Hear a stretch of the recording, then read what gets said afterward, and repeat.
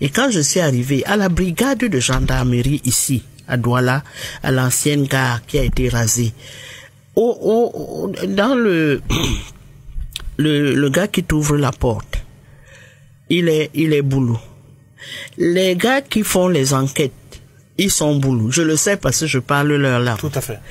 Le patron des enquêteurs est boulot. Quand tout le monde me dit que non, on peut pas les laisser, aller voir le président, le chef de la brigade. J'arrive chez le chef de la brigade, il est boulot. Et il me dit qu'il ne peut pas les lâcher, il faut que j'aille voir le collégion. Le collégion est boulot. J'ai dit que mais on n'est plus au Cameroun. On est où là? On est où?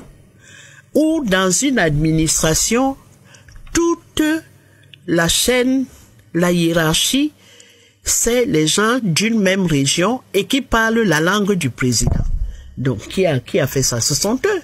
On dit par exemple que c'est Maurice Kamto qui a commencé le tribalisme, qui a relancé le tribalisme en ayant parlé devant le Conseil constitutionnel, en posant la question de savoir s'il y a un concours pour passer pour être boulot et qu'il ferait cela. On s'est appuyé dessus pour dire que c'est lui et son parti politique, que d'aucuns estiment être un parti politique de Bamileke, d'avoir relancé l'affaire du tribalisme. Moi, je sais pas ce que c'est qu'un parti de Bamileke. Je suis à l'UPC, on a eu des maquis à l'ouest, comme on a eu des maquis en Pays-Bassa. Donc, personne ne peut gagner une élection en disant que je suis le parti des Bamileke. Vous allez vous aliéner toute la communauté nationale. Oui.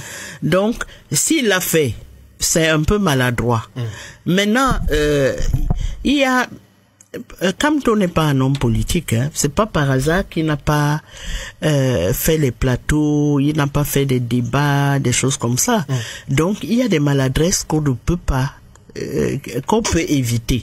Maintenant, ceux qui l'ont repris, ils savent pertinemment que c'est ça la réalité. Oui. Vous vous rendez compte que vous allez à l'extrême nord, toute la direction des impôts, on parle boulot.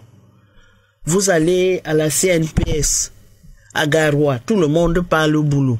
Et les petits de l'extrême nord, eux, ils vont aller travailler où? Ils vont trouver du travail où?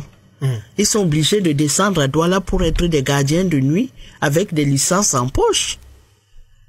Donc, on a ce régime a complètement massacré le vivre ensemble, a massacré la fierté d'appartenance nationale. Chacun cherche maintenant le parti de son village, et comme le président sait y faire, quand on vous nomme, on te donne une petite cagnotte, tu vas faire danser tout le village.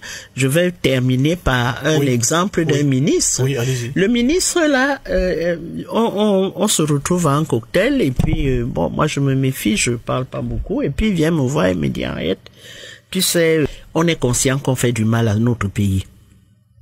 Parce qu'aujourd'hui, tout le pays est quadrillé par les villages. Et donc... C'est le ministre qui vous dit cela? C'est le ministre qui me dit ça. Le ministre Boulou, lui, me dit, on a fait beaucoup de mal au pays. Et quand je le dis, ils vont dire que Henriette Ekoué a lancé une fatwa contre les Boulous. Non! Ce sont mes frères. Mais c'est pas la peine de faire un régime où on sélectionne, et c'est pas nous. Les ambassades d'Amérique et de France ont régulièrement mis dans leur rapport que on a une entrée massive à des postes clés des gens de la région du chef de l'État.